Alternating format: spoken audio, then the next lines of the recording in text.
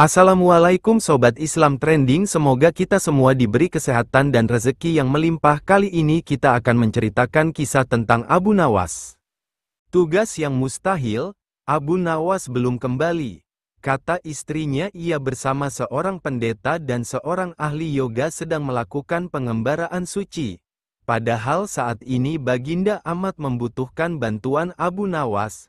Beberapa hari terakhir ini Baginda merencanakan membangun istana di Awang-Awang, karena sebagian dari raja-raja negeri sahabat telah membangun bangunan-bangunan yang luar biasa.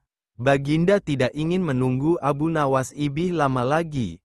Beliau mengutus beberapa orang kepercayaannya untuk mencari Abu Nawas. Mereka tidak berhasil menemukan Abu Nawas karena Abu Nawas ternyata sudah berada di rumah ketika mereka baru berangkat. Abu Nawas menghadap Baginda Raja Harun al-Rasyid. Baginda amat riang. Saking gembiranya beliau mengajak Abu Nawas bergurau. Setelah saling tukar-menukar cerita-cerita lucu, lalu Baginda mulai mengutarakan rencananya. Aku sangat ingin membangun istana di Awang-Awang agar aku lebih terkenal di antara raja-raja yang lain. Adakah kemungkinan keinginanku itu terwujud, wahai Abu Nawas? Tidak ada yang tidak mungkin dilakukan di dunia ini, Paduka yang mulia. Kata Abu Nawas berusaha mengikuti arah pembicaraan Baginda. Kalau menurut pendapatmu hal itu tidak mustahil diwujudkan, maka aku serahkan sepenuhnya tugas ini kepadamu. Kata Baginda puas. Abu Nawas terperanjat, lah menyesal telah mengatakan kemungkinan mewujudkan istana di Awang-Awang, tetapi nasi telah menjadi bubur. Kata-kata yang telah terlanjur didengar oleh Baginda tidak mungkin ditarik kembali. Baginda memberi waktu Abu Nawas beberapa minggu. Rasanya tak ada yang lebih berat bagi Abu Nawas kecuali tugas yang diembannya sekarang. Jangankan membangun istana di langit, membangun sebuah gubuk kecil pun sudah merupakan hal yang mustahil dikerjakan. Hanya Tuhan saja yang mampu melakukannya. Begitu gumam Abu Nawas. Hari-hari berlalu seperti biasa. Tak ada yang dikerjakan Abu Nawas kecuali memikirkan bagaimana membuat Baginda merasa yakin kalau yang dibangun itu benar-benar istana di langit. Seluruh ingatannya dikerahkan dan dihubung-hubungkan. Abu Nawas bahkan berusaha menjangkau masa kanak-kanaknya. Sampai ia ingat bahwa dulu ia pernah bermain layang-layang, dan inilah yang membuat Abu Nawas girang. Abu Nawas tidak menyia-nyiakan waktu lagi. Lah bersama beberapa kawannya merancang layang-layang raksasa berbentuk persegi 4. Setelah rampung baru Abu Nawas melukis pintu-pintu serta jendela-jendela dan ornamen-ornamen lainnya. Ketika semuanya selesai, Abu Nawas dan kawan-kawan menerbangkan layang-layang raksasa itu dari suatu tempat yang dirahasiakan. Begitu layang-layang raksasa berbentuk istana itu mengapung di angkasa, penduduk negeri gempar. Baginda Raja girang bukan kepalang. Benarkah Abu Nawas berhasil membangun istana di langit? Dengan tidak sabar beliau didampingi beberapa orang pengawal bergegas menemui Abu Nawas. Abu Nawas berkata dengan bangga, "Paduka yang mulia, istana pesanan Paduka telah rampung. Engkau benar-benar hebat wahai Abu Nawas." Kata Baginda memuji Abu Nawas. "Terima kasih Baginda yang mulia." Kata Abu Nawas. "Lalu bagaimana caranya aku ke sana?" tanya Baginda. "Dengan tambang, Paduka yang mulia." Kata Abu Nawas. "Kalau begitu siapkan tambang itu sekarang. Aku ingin segera melihat istanaku dari dekat." Kata Baginda tidak sabar. "Maafkan hamba Paduka yang mulia, hamba kemarin lupa memasang tambang itu, sehingga seorang kawan hamba tertinggal di sana dan tidak bisa turun." Kata Abu Nawas, "Bagaimana dengan engkau sendiri Abu Nawas? Dengan apa engkau turun ke bumi?" tanya Baginda. "Dengan menggunakan sayap Paduka yang mulia." Kata Abu Nawas dengan bangga. "Kalau begitu buatkan aku sayap supaya aku bisa terbang ke sana." Kata Baginda, "Paduka yang mulia, sayap itu hanya bisa diciptakan dalam mimpi." Kata Abu Nawas menjelaskan, Engkau berani mengatakan aku gila sepertimu? Tanya Baginda sambil melotot. Ya, Baginda, kurang lebih seperti itu, jawab Abu Nawas tangkas. Apa maksudmu? Tanya Baginda lagi. Baginda tahu bahwa membangun istana di awang-awang adalah pekerjaan yang mustahil dilaksanakan, tetapi Baginda tetap menyuruh hamba mengerjakannya. Sedangkan hamba juga tahu bahwa pekerjaan itu mustahil dikerjakan, tetapi hamba tetap menyanggupi titah Baginda yang tidak masuk akal itu. Kata Abu Nawas berusaha meyakinkan Baginda. Tanpa menoleh Baginda Raja kembali ke istana diiring para pengawalnya. Abu Nawas berdiri sendirian sambil memandang ke atas melihat istana terapung di awang-awang. Suatu hari Baginda ingin mengadakan pesta di istananya. Ia berencana mengundang semua pembesar-pembesar negeri dan juga pembesar-pembesar negeri tetangga.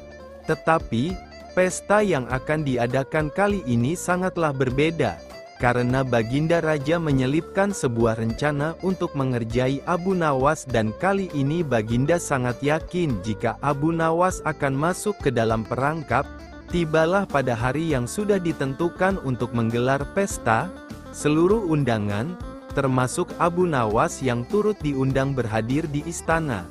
Ketika semua tamu undangan yang hadir sudah berkumpul, Baginda memerintahkan pelayan istana untuk membasuh tangan dan kaki para undangan dengan air mawar nan harum.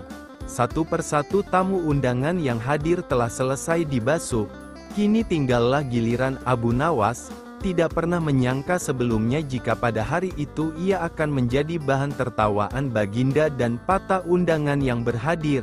Sepertinya Baginda memang sudah menyusun rencana tersebut dengan sangat matang. Baginda sengaja memerintahkan kepada para pelayan istana agar Abu Nawas mendapat urutan terakhir. Diam-diam Baginda terus memperhatikan Abu Nawas. Pas ketika giliran Abu Nawas dibasuh tangan dan kakinya, pelayan langsung membasuh dengan air kencing unta yang dicampur dengan bunga-bunga yang sudah disiapkan sebelumnya sesuai perintah Baginda. Sontak saja seluruh tamu undangan yang hadir merasa tidak nyaman dengan bau yang ditimbulkan dan sibuk mencari sumber bau tersebut. Akhirnya diketahuilah jika Abu Nawas yang menjadi sumber bau yang sangat tidak mengenakan itu. Ia pun dijauhkan dan ditertawakan oleh semua tamu yang hadir termasuk Baginda Raja sendiri yang senang bukan kepalang karena rencananya berhasil. Setelah menanggung tidak sanggup malu yang amat sangat di hadapan para tamu yang hadir. Tanpa bicara apa-apa Abu Nawas langsung meninggalkan ruangan tamu menemui pelayan yang telah membuat dia malu tadi. Pelayan tersebut meminta maaf dan mengakui jika itu adalah perintah Baginda Raja. Mendengar penuturan pelayan, Abu Nawas sangat terkejut. Tidak pernah terpikirkan sebelumnya jika Baginda akan menggunakan. Abu Nawas pun bergegas meninggalkan istana dalam keadaan sangat kesal. Dalam hati ia bergumam, "Baiklah, hari ini Paduka telah memberiku kuah tak sedap. Esok hari aku akan membalasnya dengan isinya." Setelah kejadian dipermalukan di istana dengan kencing unta, Abu Nawas menaruh rasa kesal yang bukan main terhadap Baginda Raja, sehingga sejak saat itu ia tidak pernah menginjakkan lagi kakinya di istana. Karena sudah 2 bulan Abu Nawas tidak terlihat di istana, Baginda Raja pun merasa rindu akan tingkah pola dan cerita-cerita lucu dari Abu Nawas. Baginda pun mengutus pengawal untuk menghadirkan Abu Nawas ke istana. Akan tetapi Abu Nawas tidak bersedia memenuhi panggilan Baginda dengan alasan sakit parah dengan harapan Baginda Raja akan menjenguknya. Khawatir dengan kondisi Abu Nawas, Baginda pun menyempatkan diri untuk menengok Abu Nawas dengan diiringi para pengawal dan beberapa pejabat kerajaan. Pucuk dicinta ulam tiba. Begitu mendengar Baginda Raja menuju ke rumahnya, Abu Nawas langsung memasang aksi cerdasnya. Ia langsung meminta istrinya menyiapkan obat ajaib dengas berbentuk bulatan kecil-kecil. Akan tetapi yang diantara bulatan-bulatan obat tersebut sudah diselipkan tinja yang memang sudah dipersiapkan Abu Nawas sebelumnya. Baginda Raja pun segera menuruti perintah Abu Nawas. Begitu mata Raja terpejam, Abu Nawas cepat-cepat memasukkan butiran kotoran tadi ke mulut Baginda Raja. Spontan saja Baginda Raja bangkit membelalakkan matanya. "Hai Abu Nawas, sepertinya engkau memberiku makan tinja ya? Akan kuhukum berat engkau," kata Baginda. Abu Nawas pun segera bersimpuh memberi hormat kepada Baginda. "Ampun Baginda, apakah Baginda masih ingat? 2 bulan yang lalu dalam sebuah pesta di istana Baginda telah lebih dahulu memberi hamba kuahnya, kencing unta. Oleh sebab itu untuk membalas kebaikan Baginda maka sekarang hamba memberi isinya, kotoran unta.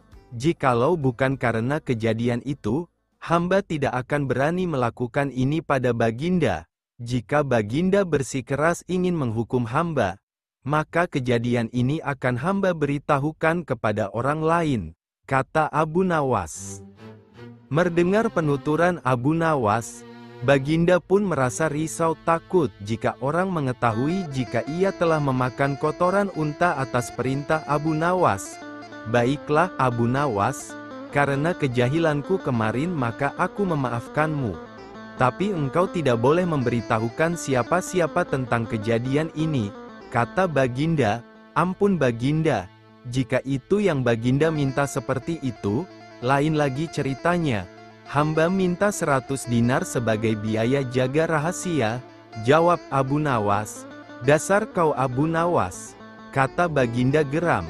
Baginda pun menyetujui permintaan Abu Nawas dengan menyerahkan pundi uang sebanyak 100 dinar, kemudian pamit pulang menuju istana bersama para pengikutnya. Suatu ketika Abu Nawas menerima undangan untuk sebuah jamuan makan malam oleh Baginda. Dalam undangan tersebut, ia diminta untuk berpidato mengisi acara jamuan dengan tausiah agama. Abu Nawas datang ke istana lebih awal menghadiri undangan Baginda. Karena itu, Abu Nawas dipersilahkan duduk di bagian depan. Di depan, ia seakan-akan seperti menjadi tamu yang sangat istimewa. Beberapa saat kemudian, para undangan yang lain mulai berdatangan satu persatu langsung menempati kursi-kursi yang disediakan. Kemudian, menyusul para pejabat kerajaan yang datang dan langsung menuju kursi yang paling depan. Akan tetapi, salah seorang pejabat yang hadir sedikit terlambat sangat terkejut melihat kursi paling depan sudah penuh dan salah satunya sudah diisi oleh Abu Nawas. Pejabat tersebut langsung protes keras pada panitia penyelenggara makan malam. "Kenapa saya yang lebih terhormat berada di belakang dan justru Abu Nawas yang hanya rakyat biasa berada di depan?" protes pejabat tersebut. "Tuan seharusnya menanyakan langsung kepada Abu Nawas sendiri," kata salah seorang panitia. Karena merasa posisinya disamakan dengan orang biasa, pejabat tersebut tidak terima. Ia berjalan ke depan menghampiri Abu Nawas kemudian berbisik padanya bahwa yang pantas duduk di kursi itu adalah dirinya yang merupakan pejabat kerajaan terhormat. "Wahai Abu Nawas, kamu tidak pantas duduk di sini, karena kursi depan seharusnya diisi oleh pejabat seperti saya," tegas pejabat itu dengan sombong. Mendengar teguran pejabat yang merendahkannya, Abu Nawas membela diri. Maka terjadilah perdebatan di antara mereka, hingga para tamu lain juga mendengarnya. "Saudara pejabat yang terhormat, pada kenyataannya Anda itu tidak lebih dari seorang pesulap," kata Abu Nawas mulai angkat bicara. "Wah, tidak bisa begitu. Saya adalah pejabat kerajaan bukan pesulap." "Engkau yang pesulap," cetus pejabat tersebut. Semua tamu yang hadir dibuat tegang dan tertuju pada mereka berdua. "Sekalipun saya adalah pesulap, tapi ketika naik panggung, saya bisa bertindak sesuai janji.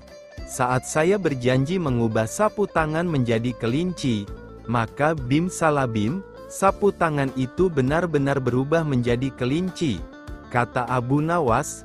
"Apa maksudmu? Apa hubungannya denganku?" tanya pejabat. "Anda seperti seorang pesulap yang gagal di atas panggung, Berjanji mengubah bunga menjadi kelinci, tapi Anda tidak berhasil mewujudkannya, kata Abu Nawas yang membuat suasana semakin panas. Apa maksudmu?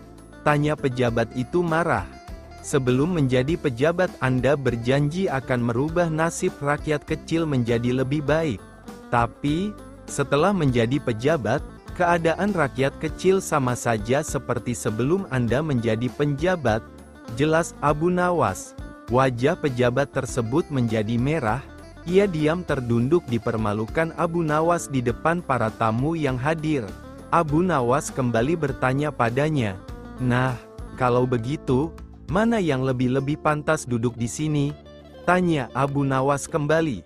Pejabat tersebut tidak menjawab pertanyaan Abu Nawas. Dengan perasaan kesal dan malu pejabat itu langsung beranjak meninggalkan Abu Nawas dan duduk di belakang. Strategi maling, tanpa pikir panjang Abu Nawas memutuskan untuk menjual keledai kesayangannya. Keledai itu merupakan kendaraan Abu Nawas satu-satunya. Sebenarnya ia tidak tega untuk menjualnya. Tetapi keluarga Abu Nawas amat membutuhkan uang, dan istrinya setuju. Keesokan harinya Abu Nawas membawa keledai ke pasar. Abu Nawas tidak tahu kalau ada sekelompok pencuri yang terdiri dari 4 orang telah mengetahui keadaan dan rencana Abu Nawas. Mereka sepakat akan memperdaya Abu Nawas. Rencana pun mulai mereka susun. Ketika Abu Nawas beristirahat di bawah pohon, salah seorang mendekat dan berkata, "Apakah engkau akan menjual kambingmu?" Tentu saja Abu Nawas terperanjat mendengar pertanyaan yang begitu tiba-tiba. "Ini bukan kambing," kata Abu Nawas. "Kalau bukan kambing, lalu apa?" tanya pencuri itu selanjutnya.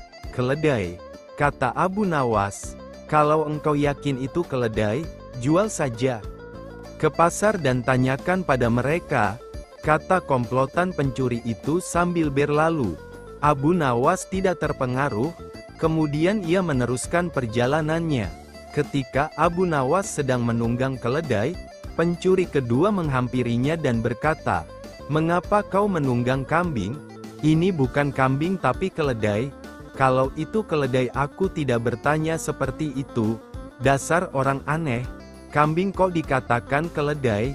"Kalau ini kambing aku tidak akan menungganginya," jawab Abu Nawas tanpa ragu. "Kalau engkau tidak percaya, pergilah ke pasar dan tanyakan pada orang-orang di sana," kata pencuri kedua sambil berlalu. Abu Nawas belum terpengaruh dan ia tetap berjalan menuju pasar. Pencuri ketiga datang menghampiri Abu Nawas. "Hai Abu Nawas, akan kau bawa kemana kambing itu?" Kali ini Abu Nawas tidak segera menjawab. La mulai ragu. Sudah 3 orang mengatakan kalau hewan yang dibawanya adalah kambing. Pencuri ketiga tidak menyia-nyiakan kesempatan. La makin merecoki otak Abu Nawas. "Sudahlah, biarpun kau bersikeras hewan itu adalah keledai, nyatanya itu adalah kambing." Kambing.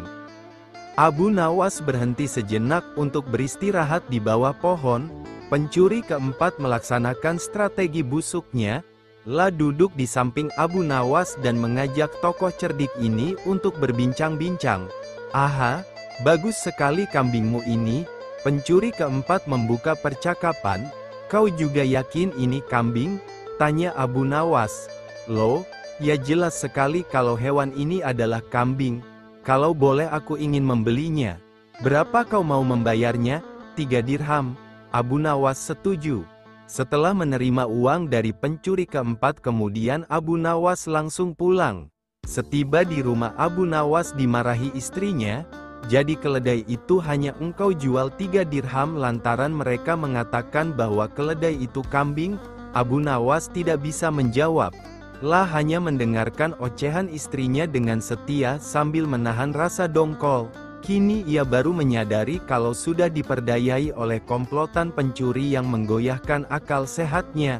Abu Nawas merencanakan sesuatu. La pergi ke hutan mencari sebatang kayu untuk dijadikan sebuah tongkat yang nantinya bisa menghasilkan uang. Rencana Abu Nawas ternyata berjalan lancar. Hampir semua orang membicarakan keajaiban tongkat Abu Nawas. Berita ini juga terdengar oleh para pencuri yang telah menipu Abu Nawas. Mereka langsung tertarik. Bahkan mereka melihat sendiri ketika Abu Nawas membeli barang atau makan tanpa membayar, tetapi hanya dengan mengacungkan tongkatnya. Mereka berpikir kalau tongkat itu bisa dibeli, maka tentu mereka akan kaya karena hanya dengan mengacungkan tongkat itu mereka akan mendapatkan apa yang mereka inginkan. Akhirnya mereka mendekati Abu Nawas dan berkata, "Apakah tongkatmu akan dijual?" "Tidak," jawab Abu Nawas dengan cuek. "Tetapi kami bersedia membeli dengan harga yang amat tinggi." Kata mereka, "Berapa?" Kata Abu Nawas pura-pura merasa tertarik. 100 dinar uang emas, kata mereka tanpa ragu-ragu. "Tetapi tongkat ini adalah tongkat wasiat satu-satunya yang aku miliki," kata Abu Nawas sambil tetap berpura-pura tidak ingin menjual tongkatnya. "Dengan uang 100 dinar engkau sudah bisa hidup enak," kata mereka makin penasaran. Abu Nawas diam beberapa saat sepertinya merasa keberatan sekali. "Baiklah kalau begitu," kata Abu Nawas kemudian sambil menyerahkan tongkatnya. Setelah menerima 100 dinar uang emas, Abu Nawas segera melesat pulang. Para pencuri itu segera mencari warung terdekat untuk membuktikan keajaiban tongkat yang baru mereka beli. Seusai makan mereka mengacungkan tongkat itu kepada pemilik kedai. Tentu saja pemilik kedai marah. "Apa maksudmu mengacungkan tongkat itu padaku? Bukankah Abu Nawas juga mengacungkan tongkat ini dan engkau membebaskannya?" tanya para pencuri itu. "Benar. Tetapi engkau harus tahu bahwa Abu Nawas menitipkan sejumlah uang kepadaku sebelum makan di sini." "Gila. Ternyata kita tidak mendapat keuntungan sama sekali menipu Abu Nawas. Kita malah rugi besar," umpat para pencuri dengan rasa dongkol. Baginda Raja jadikan tempat tidur Abu Nawas sebagai WC. Baginda Raja mendadak kangen, ingin bertemu dengan Abu Nawas. Soalnya, sudah beberapa hari ini si cerdik ini tak menampakkan batang hidungnya. Sudah beberapa kali, lewat utusannya, Baginda memanggil Abu Nawas. Namun sang pelipur lara ini belum juga menampakkan diri. Pada hari itu, rindu Baginda Raja tak tertahankan. Lah ingin Abu Nawas menghibur hatinya yang galau. Setelah lama berpikir mencari cara agar Abu Nawas mau datang ke istana, Baginda Raja akhirnya menemukan ide yang super jahil. Raja kemudian memanggil 3 orang prajurit dan menyuruh mereka pergi ke rumah Abu Nawas. "Pengawal, pergilah ke rumah Abu Nawas. Beraklah di tempat tidurnya. Kalau kalian berhasil, maka masing-masing akan aku beri uang 1000 dirham. Titah Baginda Raja serius. Kendati terasa aneh, tanpa pikir panjang, ketiga utusan Baginda Raja tersebut langsung menerima perintah Baginda. "Daulat Paduka," jawab ketiga prajurit tersebut secara bersamaan. Mereka pun langsung berangkat menuju rumah Abu Nawas sesuai titah Baginda Raja. Sementara itu, ada seorang pejabat tinggi kerajaan yang memperhatikan perintah sang raja kepada ketiga prajurit tersebut. Pejabat itu memberanikan diri untuk bertanya kepada raja, "Maaf Paduka, bukankah tugas yang diberikan itu tampak aneh dan menghina?" Ujar pejabat setingkat pati itu. "Memang benar. Tapi itulah siasatku agar Abu Nawas segera hadir ke istana," jawab Baginda terkekeh. "Apakah gerangan rencana Baginda?" tanya pejabat itu lagi menunjukkan bahwa dirinya belum paham. "Nanti kamu akan segera mengetahuinya. Dan sekarang kamu ikutilah ketiga anak buahmu itu dan intailah mereka. Sampaikan kepada Abu Nawas, bila dia berhasil menggagalkan tugas prajurit itu, maka ia akan aku beri uang 3000 dirham dan sekaligus ia boleh memukul utusanku itu," kata Baginda Raja. Dengan perasaan yang masih bingung, pejabat itu segera melaksanakan perintah raja. Dia segera berkemas dan menuju ke rumah Abu Nawas. Para prajurit Baginda Raja Harun al-Rasyid yang sudah berangkat lebih dulu sudah tiba di rumah Abu Nawas. Ketiganya langsung mengetuk pintu rumah. Tak lama setelah itu, Abu Nawas pun membukakan pintu dan bertemu ketiga utusan Baginda Raja. Kami diutus oleh Baginda Raja untuk buang air besar di tempat tidurmu. Karena ini perintah Raja, kamu tidak boleh menolak, kata salah satu prajurit. Abu Nawas kaget bukan kepalang. Tapi ia segera sadar, permainan sedang dirancang Baginda Raja. Oh, silakan, saya sama sekali tidak keberatan.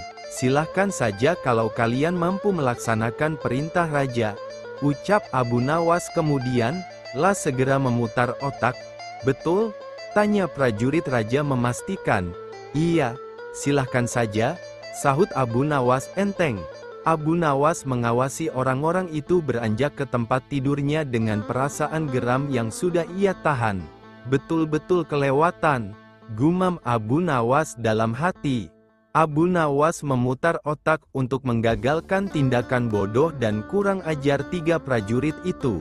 Setelah berpikir beberapa saat, Abu Nawas akhirnya menemukan cara untuk menggagalkan tugas para utusan tersebut. Pada saat para utusan itu hendak bersiap-siap buang air besar, mendadak Abu Nawas berkata di balik jendela kamar, "Hai para utusan Raja, ada yang lupa saya sampaikan kepada kalian," kata Abu Nawas. "Apa itu?" tanya salah satu utusan Raja. "Saya ingatkan supaya kalian jangan melebihi perintah Baginda Raja. Jika kalian melanggar, saya akan pukul kalian dengan sebuah pentungan besar, dan setelah itu saya akan laporkan kepada Baginda bahwa kalian melanggar perintahnya," ancam Abu Nawas. Dengan cekatan Abu Nawas segera mengambil sebatang kayu besar yang ada di dapur rumahnya. Ia kemudian berlari kembali ke kamarnya dengan membawa pentungan kayu besar itu. "Hai, apa maksudmu tadi Abu Nawas?" tanya salah satu utusan. "Ingat, perintah Raja hanya buang air besar saja dan tidak boleh lebih dari itu," jawab Abu Nawas. "Iya, benar," jawab utusan Raja. "Aku ulangi lagi, hanya buang air besar saja. Tidak boleh lebih, ingat, tidak boleh kencing, tidak boleh buka celana, tidak boleh cebok, hanya buang air besar saja," tegas Abu Nawas. "Mana mungkin, itu tidak mungkin. Kami juga harus buka celana dan kencing," protes salah satu utusan. "Aku akan pukul kalian sekeras-kerasnya jika kalian melanggar perintah Raja," sahut Abu Nawas kembali mengancam. Ketiga utusan Baginda Raja tersebut hanya bisa saling pandang kebingungan dengan ucapan Abu Nawas. Di tengah kebingungan tersebut, tiba-tiba ada suara yang memanggil Abu Nawas. Rupanya suara tersebut datang dari pejabat tinggi kerajaan. Melihat kedatangannya, Abu Nawas dan ketiga utusan Raja segera berkumpul untuk menemui suara tersebut. "Aku sudah mendengar perdebatan kalian. Baginda Raja memang memerintahkan para utusan untuk berak di tempat tidurmu. Jika mereka sanggup, masing-masing akan mendapatkan 1000 dirham. Jika mereka gagal, maka mereka boleh engkau pukul sesuka hatimu," kata petinggi kerajaan tersebut. "Oh, begitu. Lalu hadiah dari Baginda untukku berapa tuanku?" tanya Abu Nawas dengan mata berbinar. "Sekarang juga engkau boleh menghadap Baginda Raja untuk menerima 3000 dirham," jawab pejabat itu. Mendengar itu, Abu Nawas dibuat kaget serta gembira. Sebelum menghadap Baginda Raja, Abu Nawas kembali mengambil pentungannya lalu mengejar ketiga utusan Raja yang hampir buang air besar di ranjangnya. Ketiga utusan itu pun lari terbirit-birit. "Abu Nawas, Baginda Raja sangat yakin engkau dapat mengatasi masalah ini. Baginda memang menginginkan kehadiranmu di istana untuk menghibur hatinya yang saat ini sedang gundah gulana," jelas pejabat tinggi kerajaan tersebut sambil tertawa. Abu Nawas setuju. Mereka pun berangkat menuju istana untuk memenuhi panggilan Baginda Raja sekaligus mengambil hadiah 3000 dirham. Di negeri Baghdad dahulu kala ada seorang menteri yang dikenal sangat jahat perangainya, sehingga ditakuti warganya, lah tidak bisa melihat perempuan cantik, terutama istri orang, pasti diambilnya. Apabila membeli suatu barang, ia tidak pernah mau membayar. Ihwal itu lama-kelamaan sampai juga ke telinga Abu Nawas sehingga membuat hatinya panas. Maka Abu Nawas pun pasang niat tidak akan meninggalkan daerah itu sebelum sang menteri menghembuskan nafas terakhir alias mati.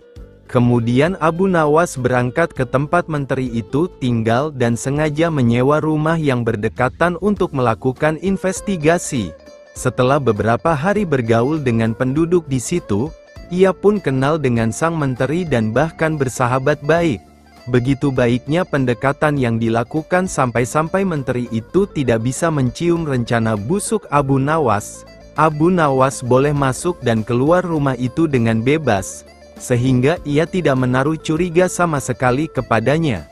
Di dalam rumah itu Abu Nawas melihat sebuah tiang gantungan yang digunakan untuk menggantung orang-orang yang bersalah kepada menteri itu. Cara menggantungnya pun dengan cara yang sadis, yaitu kaki di atas dan kepala di bawah. Dalam posisi demikian, orang itu dipukuli sampai mati. Dengan demikian memang betul berita-berita yang aku dengar tentang menteri ini, pikir Abu Nawas. Nantikanlah, aku pasti akan membalas. Hai orang muda, kata Abu Nawas, kepada seorang pemuda tampan yang sedang menggiring seekor lembu gemuk. Apakah lembu itu akan dijual? Pertemuan itu terjadi ketika Abu Nawas berjalan-jalan di sebuah sudut desa itu. Lembu ini tidak dijual, jawab si pemuda, karena ini warisan bapak hamba, lebih baik lembu itu dijual saja. Abu Nawas mencoba merayu, kalau laku dengan harga tinggi, kamu bisa berdagang sehingga uang itu menjadi banyak.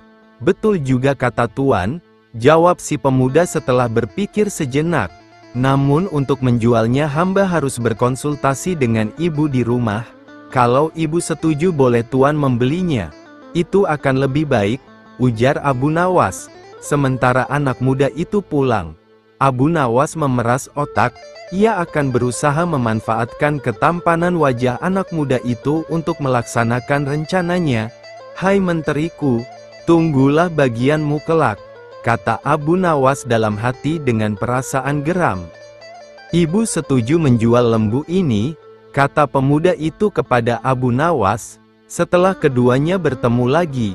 Bagus, kata Abu Nawas, tetapi sebenarnya bukan aku yang akan membeli lembumu, melainkan menteri yang zalim itu. Oleh karena itu berikan harga yang pasti. Sesudah itu kita membuat perjanjian dan kamu yang akan melaksanakannya. Setuju? Tanya Abu Nawas. Setuju, jawab si pemuda.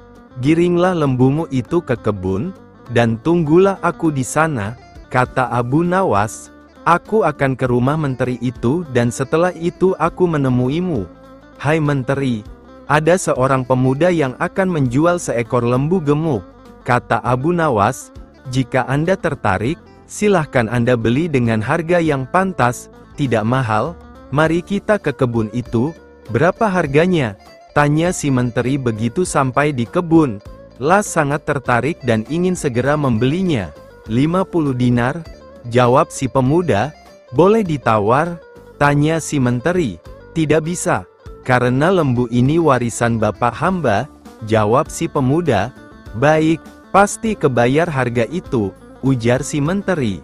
Maka disodorkan ujung tali pengikat lembu kepada menteri, namun ketika ditarik ternyata kosong.